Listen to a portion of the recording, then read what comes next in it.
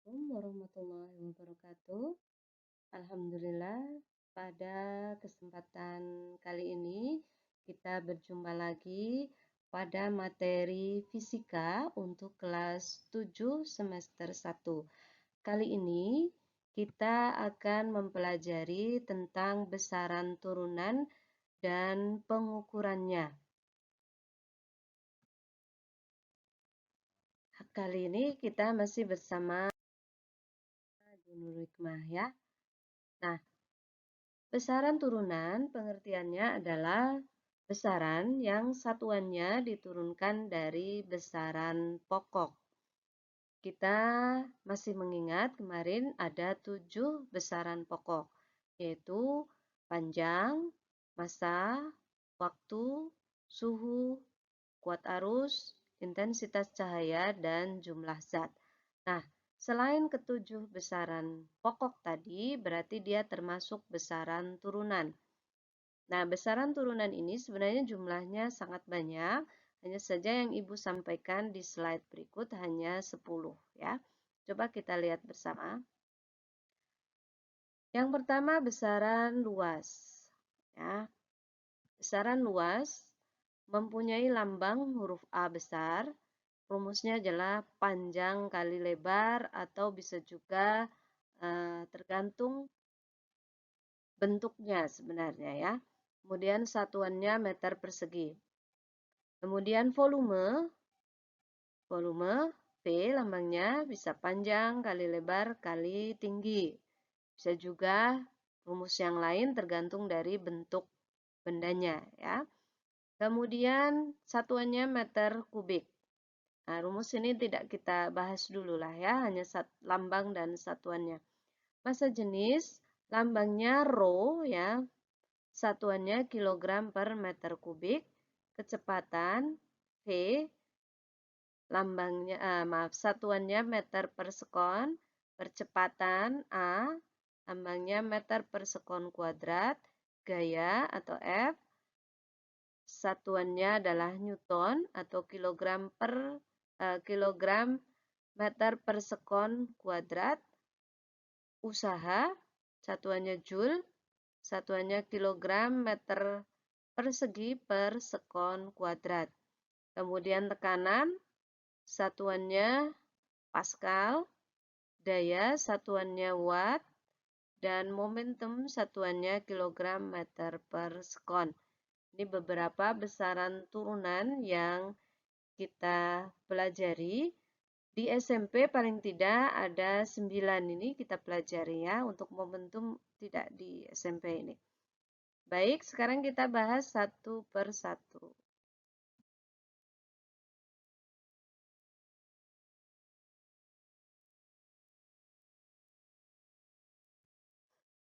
Yang pertama luas.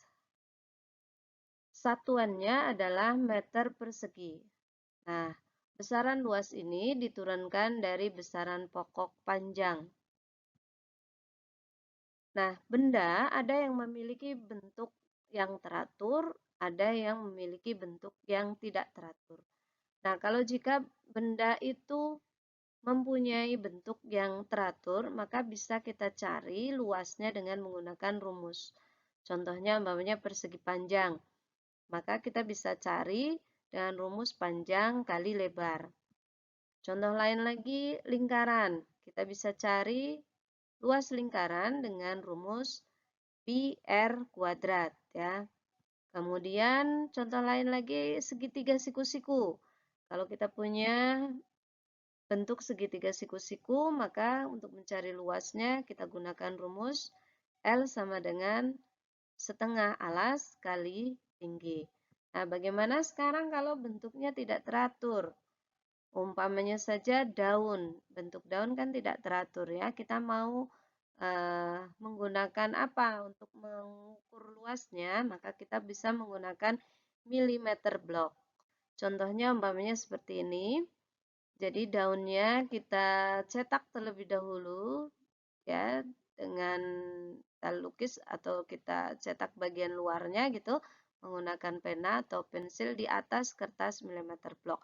Kemudian kita hitung ya, kita hitung bagian dari milimeter blok yang terisi atau tertutup oleh separuh atau lebih dari bagian daun. Contohnya umpamanya di sini ini kita anggap dia separuh lebih. Kemudian ini juga ya, kalau ini full ya. Nah, yang separuh lebih dan full kita hitung, yang cuma sedikit tidak. Umpamanya ini kan lumayan banyak sebenarnya ya, tapi tidak sampai separuh, jadi tidak kita hitung. Ini juga begitu, tidak kita hitung ya. Jadi yang kita hitung yang penuh atau separuh lebih. Kita katakanlah di sini ada 1, 2, 3, 4, 5, 6, 7, 8, 9, 10, 11, 12, 13, 14. Nah, karena ada 14, maka berarti hasil pengukurannya adalah 14 mm persegi.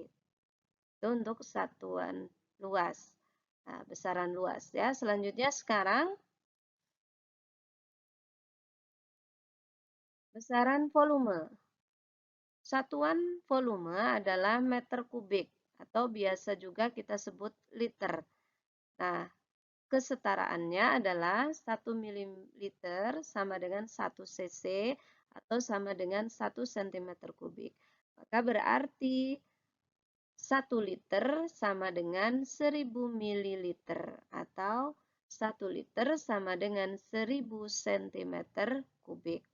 Nah, volume ini juga diturunkan dari besaran pokok panjang. Kalau bendanya teratur, maka kita bisa menghitung volumenya dengan menggunakan rumus. Contohnya di sini umpamanya kubus ya. Kubus mempunyai sisi yang sama, semua sisinya sama. Maka cara menghitung volume kubus adalah sisi kali sisi kali sisi.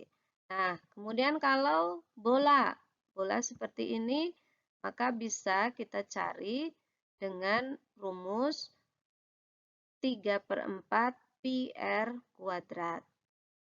Selanjutnya, kalau bentuk bendanya tidak teratur, bagaimana cara kita mencari volumenya? Ada dua opsi. Yang pertama, kita menggunakan gelas ukur. Nah, kalau kita menggunakan gelas ukur, kayak gimana? Nah, ini contohnya. Kalau kita menggunakan gelas ukur, maka caranya adalah kita masukkan air ke dalam gelas ukur sampai volume tertentu. Syaratnya biasanya adalah sampai paling tidak bendanya nanti kalau kita masukkan dia tercelup semua gitu. Contohnya di gambar ini kita isi air dengan 50 mili. Nah, kita isi gelas ukur dengan air sebanyak 50 mili. Kemudian kita masukkan bendanya. Masuk ya. Kemudian kita cek lagi berapa volumenya sekarang. Katakanlah di sini berarti 80. Maka berarti volume benda ini adalah 80 dikurangi 50. Jadi hasilnya adalah 30 ml. Contohnya seperti itu. Opsi yang kedua, kita bisa menggunakan gelas berpancur. Nah, gelas berpancur itu yang gimana? Yang kayak gini. Jadi suatu gelas yang ada pancurannya. Nah, gelas yang ada pancurannya. Caranya adalah kita isi gelas ini dengan air pas di batas pancurannya. Kemudian kita letakkan gelas ukur tepat di depannya. Setelah itu kita masukkan bendanya. Nah, maka berarti kan benda ini akan mendorong atau mendesak zat cair masuk ke gelas ukur. Nah, volume air yang tertampung di gelas ukur ini adalah volume bendanya. Jadi kalau pada gambar ini contohnya, maka berarti volume telurnya adalah 9 ml. Nah, selanjutnya besaran selanjutnya adalah massa jenis. Massa jenis definisinya adalah massa per satuan volume. Ya, jadi massa per satuan volume. Massa jenis atau density ya, kadang menyebutnya seperti itu. Setiap zat memiliki massa jenis yang khas. Umumnya zat yang berbeda memiliki massa jenis yang berbeda. Nah, massa jenis ini diturunkan dari besaran pokok massa dan panjang. Kenapa kok dari besaran pokok massa dan panjang? Karena kita lihat rumusnya. Rumusnya adalah Rho sama dengan M per V. M itu adalah massa, V adalah volume. Nah, tadi volume kan diturunkan dari besaran panjang. Maka berarti massa jenis ini diturunkan dari besaran pokok massa dan panjang. Satuannya apa? Satuannya ada dua yang biasa kita kenal, yaitu kilogram per meter kubik atau gram per sentimeter kubik. Penyetaraannya bagaimana? Penyetaraannya 1 gram per sentimeter kubik sama dengan 1000 kilogram per meter kubik. Dan sebaliknya, 1 kilogram per meter kubik sama dengan 1 per 1000 gram per sentimeter kubik atau 0,001 gram per sentimeter kubik. Lanjut, contoh soalnya. Contoh soalnya gimana? Umpama seperti ini. Ada suatu batu diletakkan atau kita ukur volumenya menggunakan gelas berpancur, ternyata hasilnya 30 ml atau 30 cm kubik. Jika kemudian diketahui massa batu adalah 330 gram, maka berapakah massa jenisnya? Berarti di sini yang kita ketahui adalah M, ya, M 330 gram. Kemudian V-nya 30 cm kubik. Maka Rho atau massa jenis sama dengan massa per volume. 330 dibagi 30. Hasilnya 11 gram per cm kubik. Atau sama dengan 11.000 kg per meter kubik.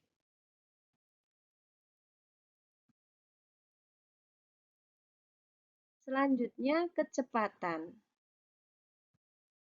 Kecepatan merupakan besaran yang diperoleh dari jarak tempuh dibagi dengan waktu yang diperlukan untuk mencapai jarak tersebut. Berarti kecepatan diturunkan dari besaran pokok waktu dan besaran pokok panjang.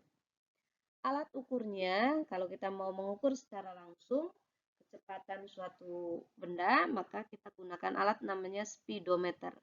Tapi kalau tidak secara langsung, maka bisa kita gunakan rumus dan alat ukurnya adalah alat ukur waktu, bisa stopwatch, bisa juga arloji, dan panjang kita mengukur dengan menggunakan voltmeter umpamanya. Ya. Kemudian satuannya apa? Satuan kecepatan adalah meter per detik atau boleh juga kilometer per jam.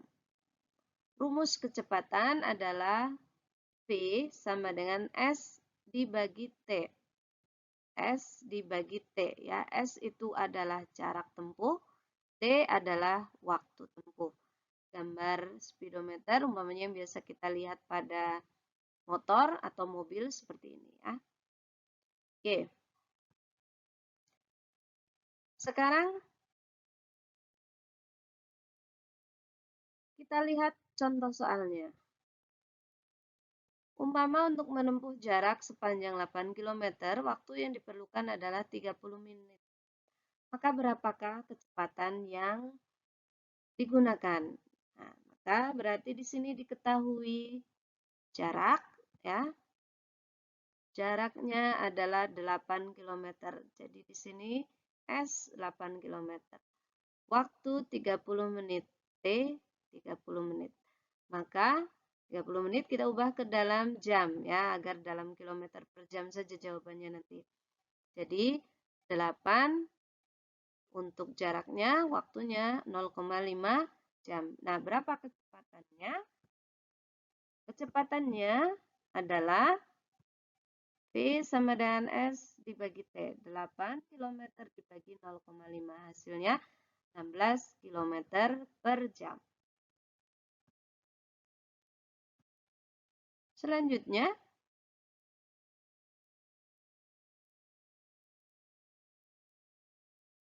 Besaran selanjutnya adalah percepatan.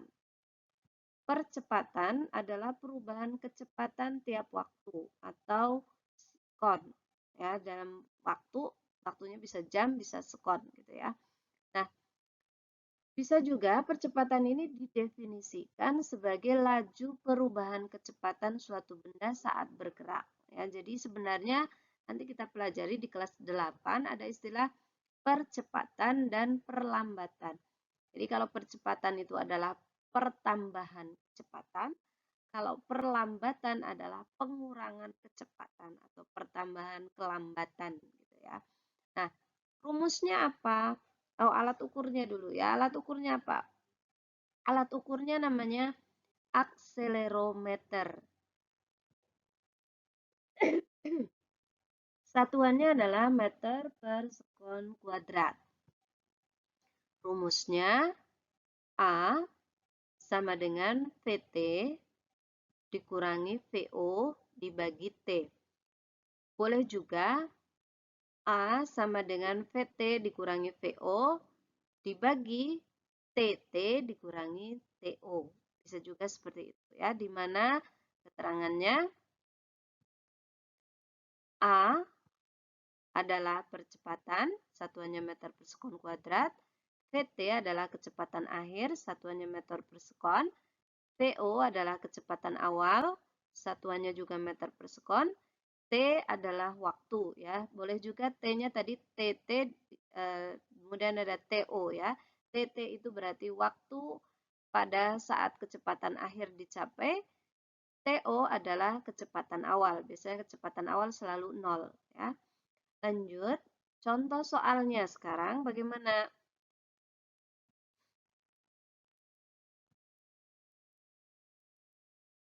Contoh soal, kecepatan suatu mobil balap mula-mula adalah 18,5 meter per sekon menjadi 46,1 meter per sekon dalam waktu 2,47 sekon. Maka berapa percepatan rata-ratanya? Maka kita bisa cari ya dengan rumus tadi, maka diketahuinya di sini adalah VT. VT tadi adalah kecepatan akhir ya. Jadi 46,1 ini VT-nya. Kemudian V0-nya berapa? V0-nya berarti 18,5. Kemudian TT-nya 2,47, T0-nya 0. Ya, ini diketahuinya. Kemudian kita masukkan ke rumus. Rumusnya apa? Rumusnya adalah A sama dengan delta V dibagi delta T atau VT kurang VO dibagi TT dikurangi TO. Nah, kita masukkan angkanya.